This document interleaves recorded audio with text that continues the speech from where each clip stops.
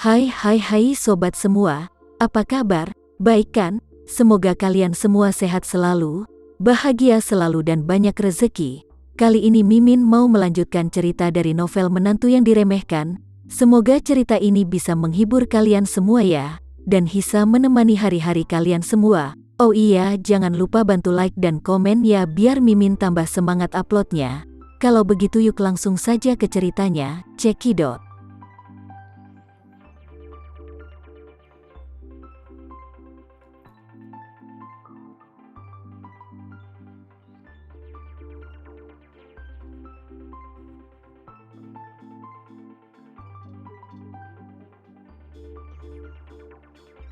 Saat dia berkata, dia buru-buru berkata lagi, "Tuan, Roni Suteja juga membawa beberapa orang ke Tokyo tadi malam.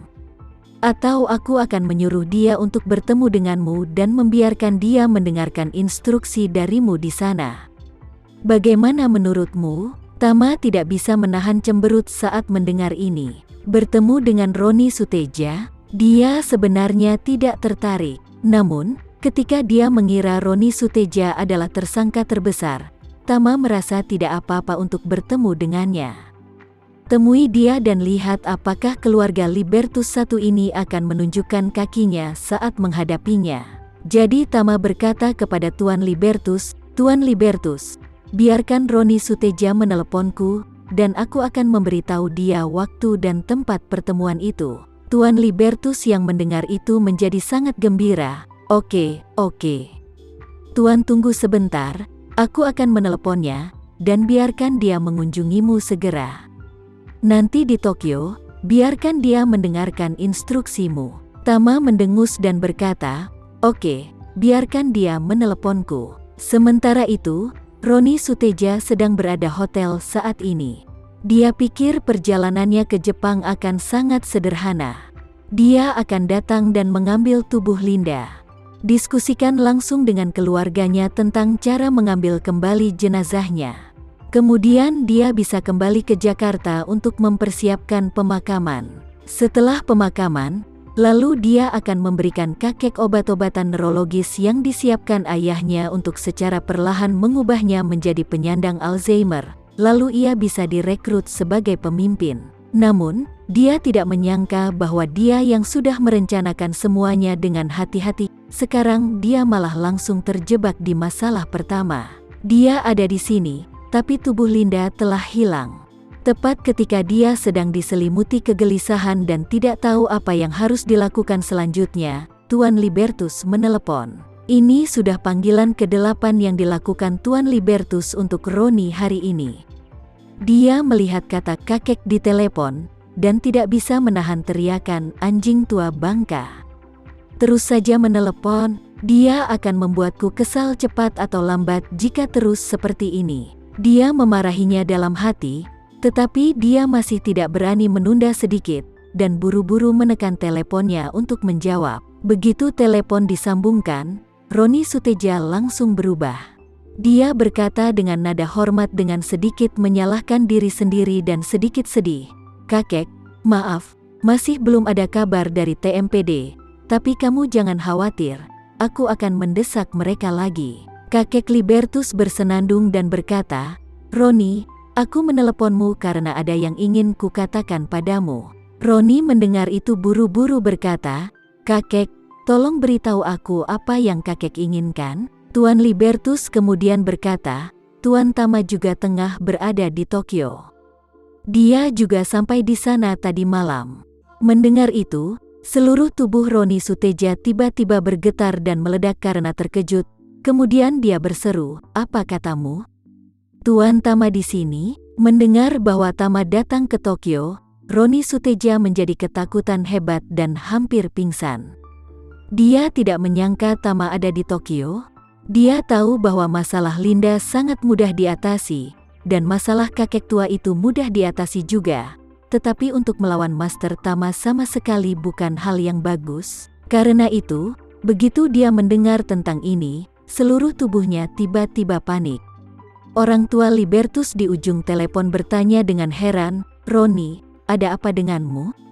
Kenapa terkejut begitu?" Roni Suteja baru kemudian kembali ke akal sehatnya, menekan ketegangan jauh di dalam hatinya, dan berkata, "Kakek, kenapa Tuan Tama datang?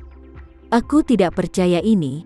Apakah karena Linda dia mau membantu kita?" Tuan Libertus selalu bersenandung, dan berkata, "Linda Suteja adalah orang yang setia, dan Linda Suteja selalu memiliki hubungan yang baik dengannya.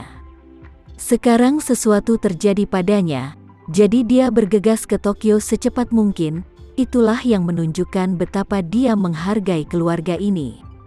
Dan dengan bantuan Master Tama, kemungkinan menemukan Linda jauh lebih tinggi." Roni Suteja menjadi gila dengan kabar ini. Dia meraung di dalam hatinya, "Anjing, Tama sialan, apa yang dia lakukan di Tokyo sekarang? Apa dia tidak pilih di rumah untuk menghabiskan waktu bersama istrinya, dan untuk apa dia datang ke Tokyo? Tokyo tidak bisa berbalik tanpa dia, kan?" Roni Suteja sudah sangat paham tentang kemampuan Tama. Itu sebabnya dia khawatir. Di satu sisi, dia khawatir dia akan diekspos di depan Tama.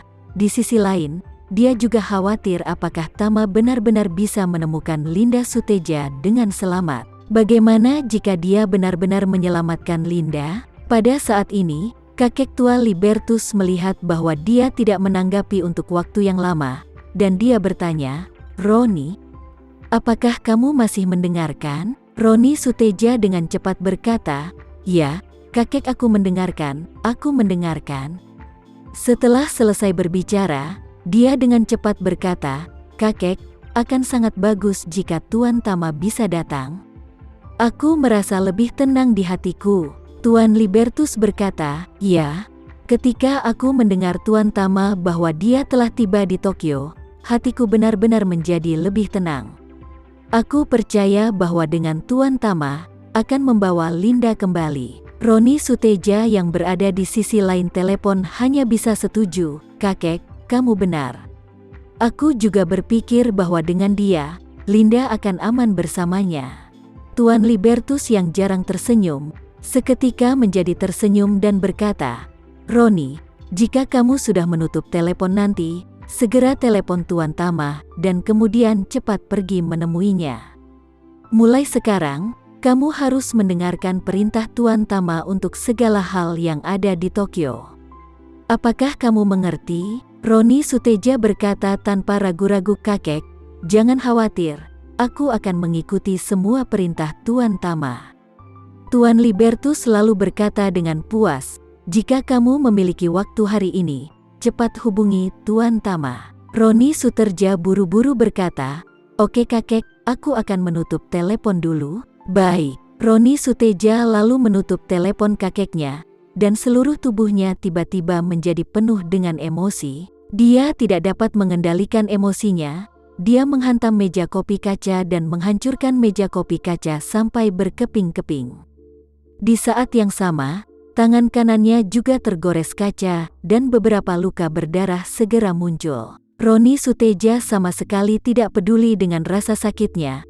Pikirannya penuh dengan amarah dan ketegangan saat ini. Sebelumnya pada Tama, dia sudah membencinya, dan dia berpikir, pria ini, dia terlalu berani untuk ikut campur urusan keluarganya. Urusan keluarga Libertus adalah urusan keluarga kami. Kenapa dia begitu usil? Jika bukan karena dia terlibat sejak awal, tidak mungkin dia melawannya dan membiarkan Linda menjadi kepala keluarga Libertus. Kalau begitu, tentu saja aku ingin membunuhnya."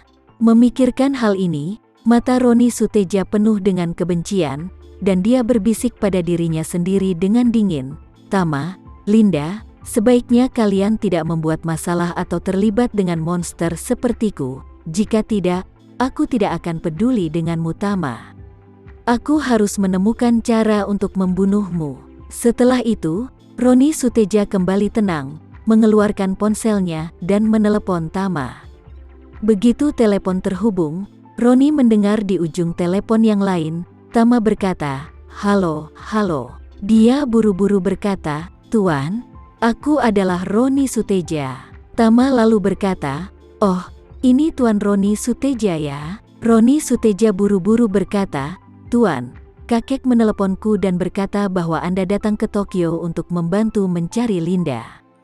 Dia memintaku untuk mengikuti instruksi Anda. Kalau boleh tahu Anda sedang di mana? Tama berkata, aku tinggal di rumah teman. Roni Suteja tidak banyak berpikir, dan berkata, Tuan, rumah teman mungkin tidak nyaman dan kondisinya mungkin tidak terlalu baik. Lebih baik tinggal di hotel. Aku menginap di Aman Hotel Tokyo.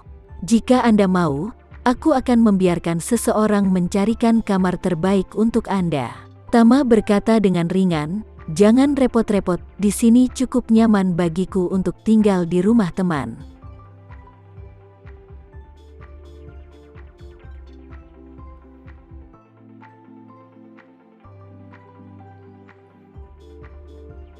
Sekian dulu ya cerita kali ini. Kita lanjutkan lagi ceritanya di lain waktu. Oh iya, bagaimana menurut kalian? Semoga bisa sedikit menghibur kalian semua. Jangan lupa like, share dan komen ya. Untuk teman-teman yang baru nonton, jangan lupa subscribe-nya. Hehehe. Kalau ada teman-teman yang ingin gabung langganan bisa langsung gabung saja untuk dapat fitur yang menarik dan sedikit membantu Mimin. Terima kasih sudah menonton. Sampai jumpa lagi. Bye bye bye.